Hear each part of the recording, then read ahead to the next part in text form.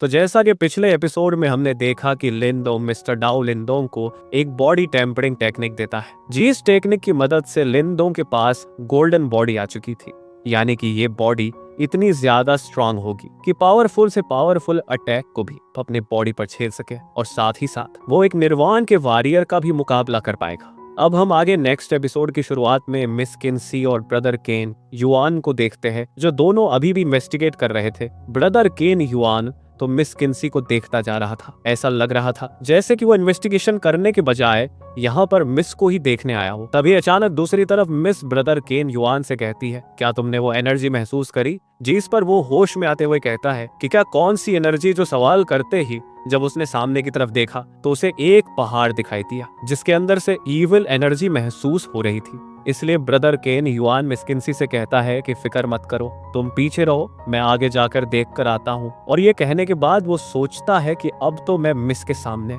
Hero बन जाऊंगा और फौरन से उस पहाड़ के अंदर चला गया, जहां उसे अपने सामने एक प्लेटफॉर्म दिखा और इस प्लेटफॉर्म पर उसी तरह केवल सिंबल बने हुए थे। ये देखकर ब्रदर कैंगवान समझ गया कि उन निर्वाणा ड्रैगन्स को यहीं से कंट्रोल किया जा रहा है। लेकिन आखिर ये काम किसका था, इससे पहले कि वो इस बारे में जान पाता, तभी अचानक उसने बाहर से मिस किन्सी की आवाज सुनाई थी, जो कि ब्रदर कैंगवान से कह रही थी कि फौरन वहां से बाहर निकलो। लेकिन दूसरी तरफ ब्रदर केन युआन मिस किन्सी की बात मान पाता कि तभी अचानक नीचे से एक निर्वाणा ड्रैगन बाहर आ जाता है, जिसने फौरन से ब्रदर को खा लिया। और ये करने के बाद वो निर्वाणा ड्रैगन यहाँ उस पहाड़ से आकर खड़ा हो जाता है। अपने सामने इस पावरफुल निर्वाणा ड्रैगन को देखकर मिस किन्सी थोड़ी सी परेशान हो गई। लेकिन तभी अचानक उसकी नजर पहाड़ की दूसरी तरफ एक रोशनी पर पड़ गई, जो कि यकीन कोई इंसानी वॉरियर की थी, जो कि इस फाइट की मौके का फायदा उठाकर यहाँ से बचकर निकलना चाहता। लेकिन अफसोस की बात तो ये थी कि मिस किन्सी उसे फॉलो नहीं कर सकती, क्योंकि ये निर्वाणा ड्रैगन मिस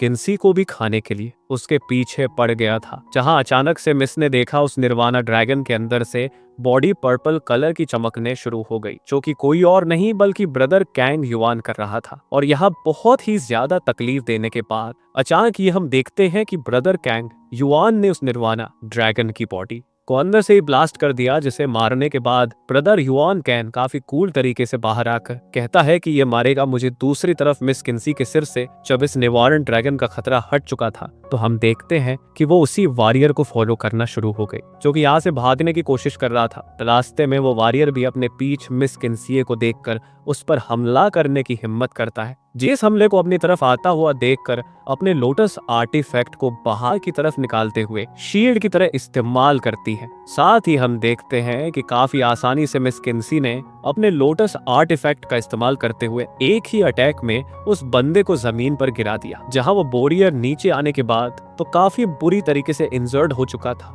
लेकिन वो देखता है कि मिस किन्सी उसके सामने लोटस आर्टिफैक्ट लेकर खड़ी थी। वो इस वक्त फाइट करने के काबिल नहीं था, इसलिए वो फिलहाल यहाँ से भागना ही बेहतर समझता है।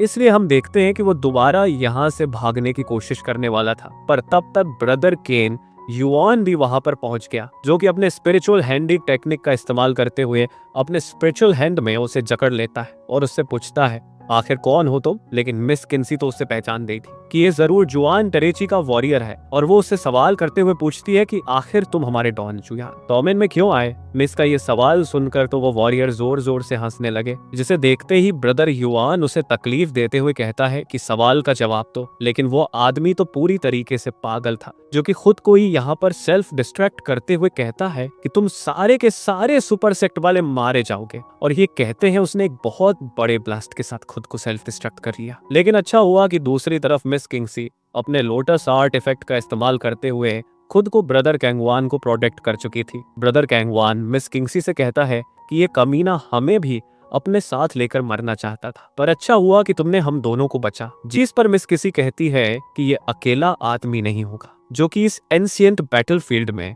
इन्फेंट कर चुका है। इसके और भी कई सारे साथी यहाँ पर मौजूद होंगे। जो सुनकर दूसरी तरफ ब्रदर कैंगियो ऑन सवाल करके पूछता है, फिर हमें क्या करना चाहिए? तो मिस किन्सी जवाब देते हुए कहती है कि इस काम में जुआन डोमेन वाले लोग शामिल हैं, इसलिए हम दोनों कोई भी फैसला नहीं कर सकते। हमें इसलिए बारे में अपने मास्टर्स को बताना होगा। वही फैसला करेंगे कि हमें आगे क्या करना चाहिए। जो सब कहते हुए मिस किन्सी यहाँ पर युआन कैन को अलविदा करते हुए फौरन वहां से रवाना हो गई। जो देखकर युआन केन को थोड़ा सा बुरा तो लगा कि मिस किन्सी ने उसे बाय बाय तक नहीं बोला, लेकिन फिर भी वो मुस्कुराते हुए कहते हैं कि ये है ही ऐसी लड़की और इसी वजह से तो ये मुझे पसंद है। चलो लगता है कि मुझे भी अपने मास्टर के पास जाकर उन्हें रिपोर्ट करना चाहिए। जो कहते हैं ब्रदर युआन केन वहां से रवाना हो गया।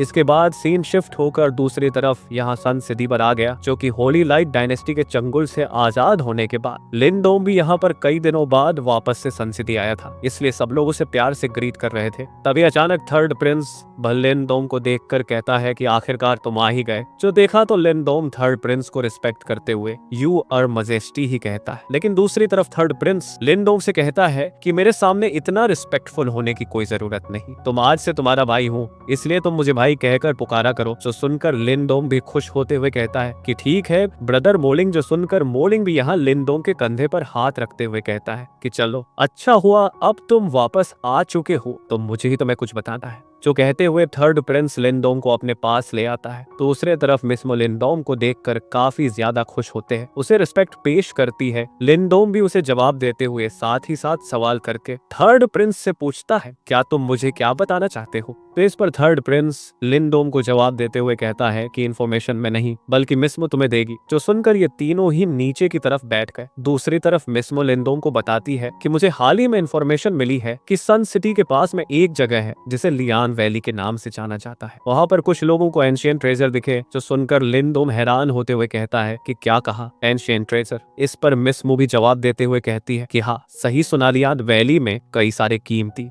मार्शल आर्ट टेक्निक और बहुत सारे अच्छे निर्वार पिल्स और ट्रेजर्स मौजूद है। ये ट्रेजर्स किसी भी कल्टीवेटर को कल्टीवेशन करने में मददगार साबित होंगे। इसीलिए मैं चाहती हूँ कि मिस्टर मोलिंग और साथ ही साथ लिनडोम तुम दोनों मेरे साथ वहां पर चलो। जो सुनकर लिनडोम यहाँ पर अपने ब्रदर मोलिंग से सवाल करते हुए कहता है कि आखिर तुम्हारा इसके बारे में क्या इरादा है। इसी बातचीत के दौरान हमारा यह एपिसोड यहीं पर खत्म होता है।